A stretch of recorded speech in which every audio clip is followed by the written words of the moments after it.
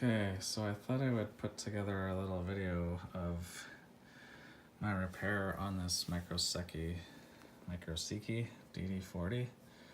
And I tried online to find some information about how to go about that. And so I'm just trying to figure it out as I go. But looking underneath, there was a ground wire that passes through the arm, and then the two connections for the cables. So I just undid those 3 screws, and what my issue is that the tone arm just drops completely. Oh, I've taken the cartridge off, so you won't see that, but I'm gonna try to relube the arm lift lever, and just wondering how to go about that. So I took this off, and then when I opened it up, like I said, I took those screws off the bottom, and now this is just going to be a lift up. This whole piece comes out, and then I'll come back once I get the screws underneath. I'll have to do with one hand. But this whole part comes up, and I'll probably spend some time doing a bit of a polish there as well. But I'm going to try to be gentle enough to not put my arm too out of whack, because I've got it all set up very nicely. But I'm gonna take off this, hopefully it's just a cover.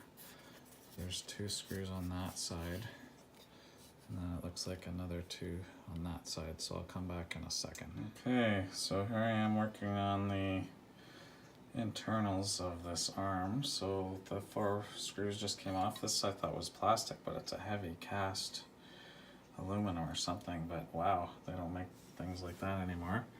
So there's the leads for the cartridge that go through the center of the pivot, I guess that is. And I can see there is the arm lever, and when I move the arm lever up, that whole centerpiece comes through, and I can see what looks like to be underneath there. Well, that looks like an adhesive, so I'm gonna have to get at that. But in the center here is the arm lifter, and when that drops, there's absolutely nothing, and that should be a slow drop. So I'm gonna try to get into that, remove that spring, and then see what I've got inside there. So I have this apart, and it seems like the tube that fits up into the upper part, there is no piston, there is no reservoir to fill, so I'm just gonna put some fluid in those 2 grooves, some synthetic oil that I bought online, and the only other thing that I could see that gives any kind of resistance is this little bent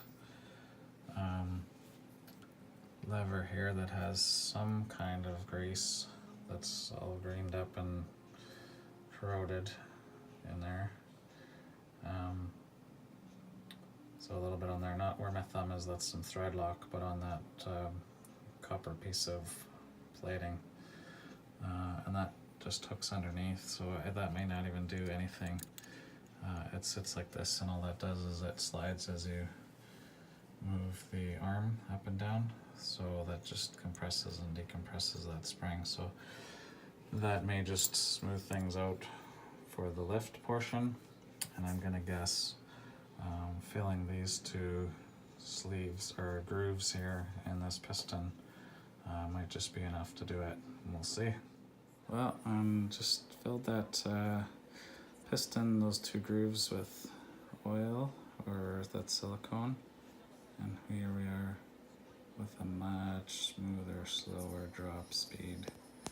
I'll just do that once more from straight on before it would drop right down. So there's up and down with my hand off of that.